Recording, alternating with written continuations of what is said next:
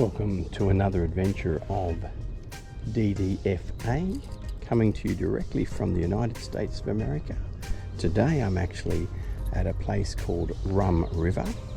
I'm actually going to target a different species this morning. The species I'm going to target is smallmouth bass, and I'm going to be using some surface lures. Now I think they call them here topwater, but I'm going to call it surface lure.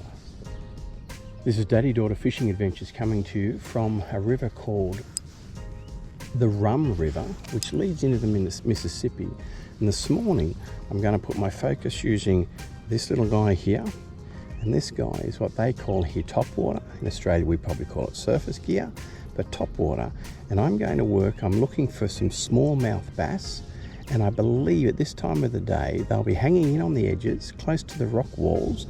And I reckon if I pull those across the front of the rock walls, I should be able to find a few of those gorgeous little smallmouth bass. Anyway, let's go and find our first rock wall, see what we can find there.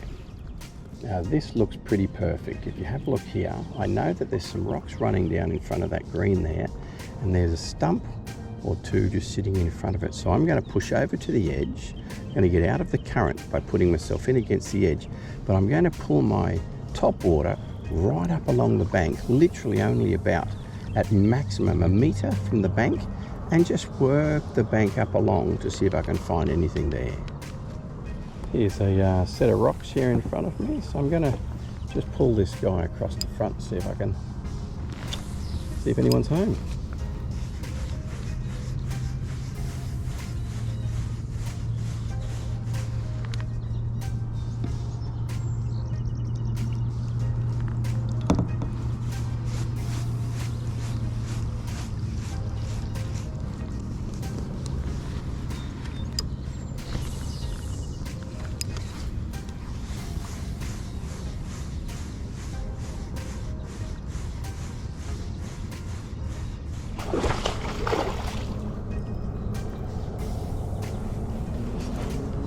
Good fish.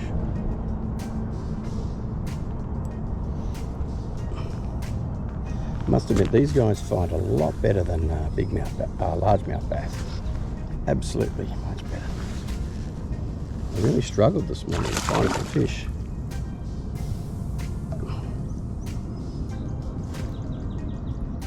Oh man, they don't stop. There he is, finally stopped. Finally stopped. Now that is not a bad, what do they call it? A smallmouth bass. That guy right there. I'll just grab him off. Just clip that one, should we just clip straight out? There we go. That should let me get my fingers. Got to be very careful with trebles because that fish slashes their head and you end up with a spare set of trebles in your finger, and that is not pleasant for any fisherman. So let's have a look at that guy. And smallmouth bass, how good is that? Beautiful fish. So that's the smallmouth as opposed to the largemouth I've been playing with there. Anyway, as Team Great Sot says, how good is that? It's called teapotting. I'm up there, my fish is here, and I got it off the tree. Oh, and now I go by the right, that'd be right.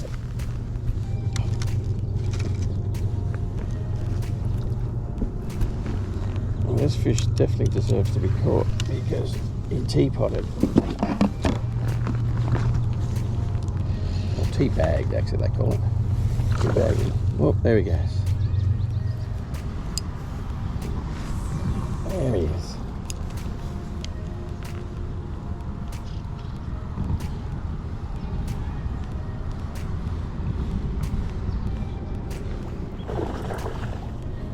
Found one in here. Just cast up into that little creek there, and this little fella, I'll tell you what, they certainly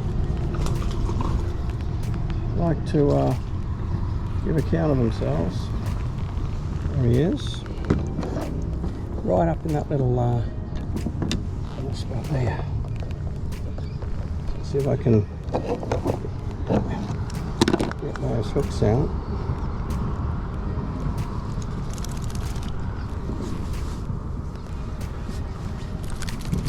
Always be careful with trebles, because when they've got that spare one there, that one ends up in people's fingers or in people's legs.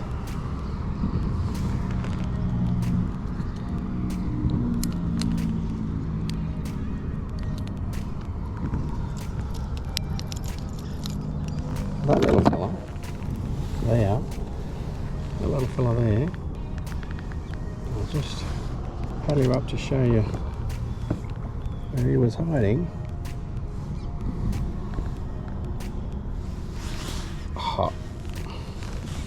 How good is that?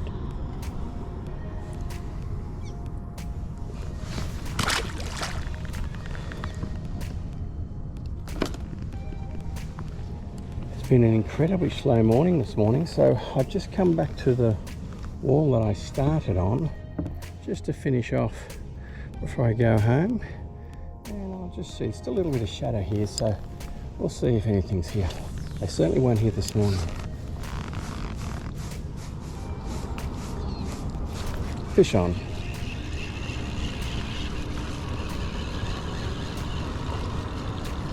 Must be a little one. It is. One little tiny, which matches his mouth, small. Now again, doesn't matter the size of the fish, the lures are still just as deadly. Just as deadly with the little fish as they are with the big fish, because the lure that ends up in people's hands. I've seen too many YouTube clips with people with a treble wedged in their finger. Makes it very uncomfortable day. So one little tiny guy along this wall. A little bit to go. Just drift it down to the end and see what we can find.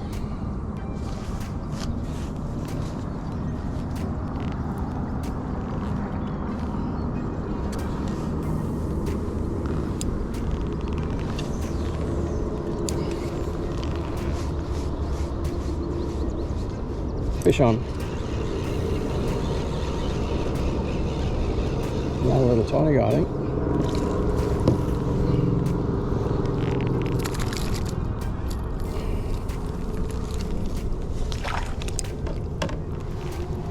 I think I'm fishing in the nursery at the moment. In the early childhood, early fishhood class.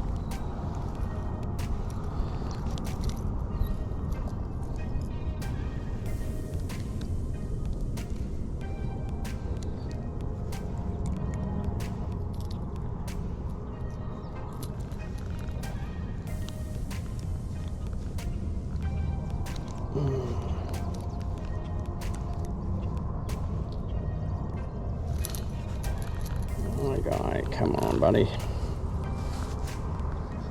You'll try and not damage their gills as much as you can, otherwise they won't survive a trauma like that. Oh, so that was another one in the early childhood. So I must be fishing in the pre-prep classroom this morning. Section. There's that bank I was using top water this morning. No luck.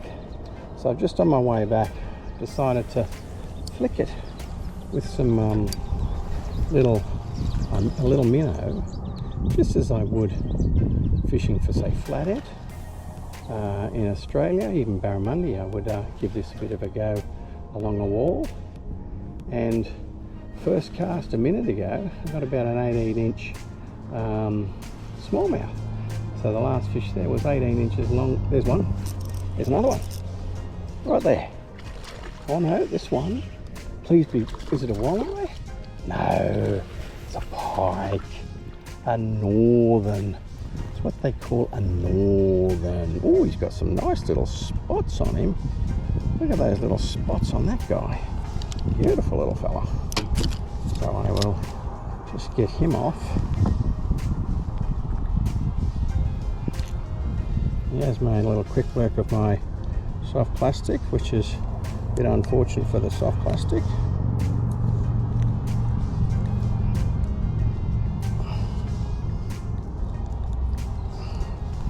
Get my pliers, I think.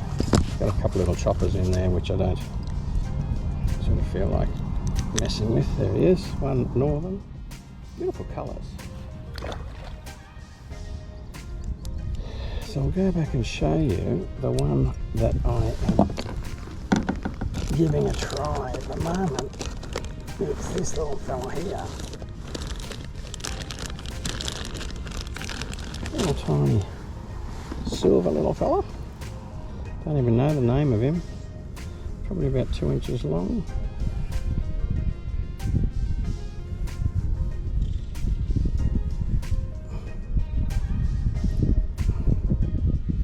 That's all I'm doing. So let's give that another try. I'm casting to the bank. I'm just working it back away from the bank into the deeper water.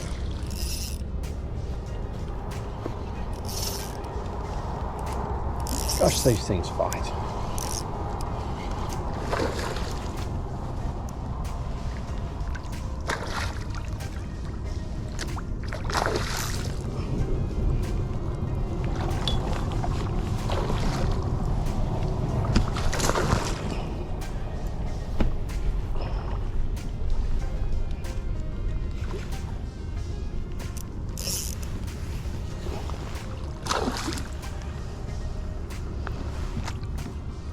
That's a bigger one again.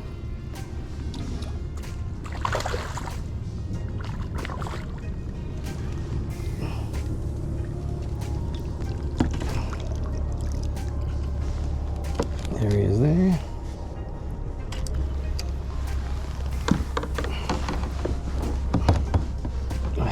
I remembered after I let that last fish go, I do have a little tape measure here.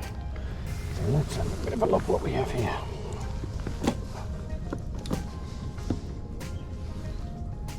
One bass pinned underneath his little mouth there. Yes. One smallmouth bass. How good is that?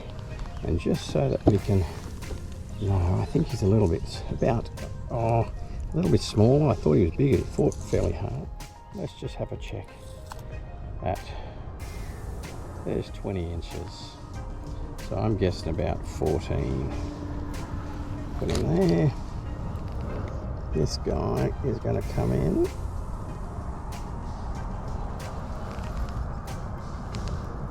Oh, there it is, 15 inches. 15 inches. Smallmouth bass.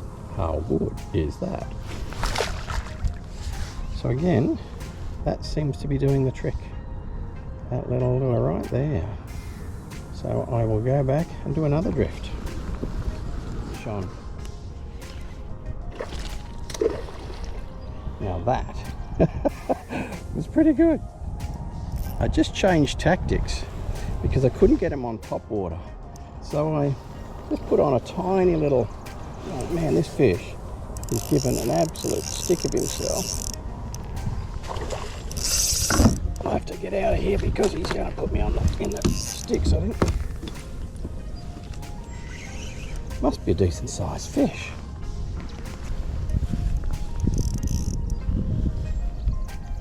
Must be a seriously decent sized fish. Man, this would be without a doubt the best fighting fish I've caught so far, or tangled with so far. Man. Well, there he is. I think he's a good sized smallmouth. Really good sized smallmouth. There he is. There he is. Get him on net. I think I'll need to net this guy.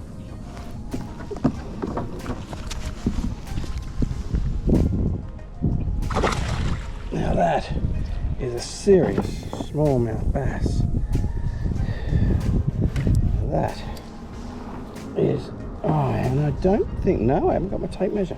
I haven't got my tape measure. That one has to go, I would say,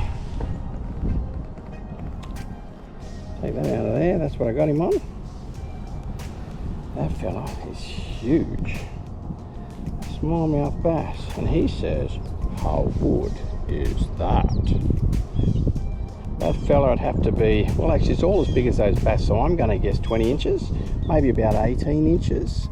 I don't have my tape measure today, so I can't give you an accurate, but I'd say about 18 inches of smallmouth bass. How good is that? So all I did is I swapped tactics. I just moved to this little guy, and I couldn't work out why. Well, there was nothing biting on the surface. So I thought, well, I'll just drift that bank and see whether they're actually sitting down a little bit deeper. And literally first cast into the bank, one smallmouth bass. Let's go back and do that again.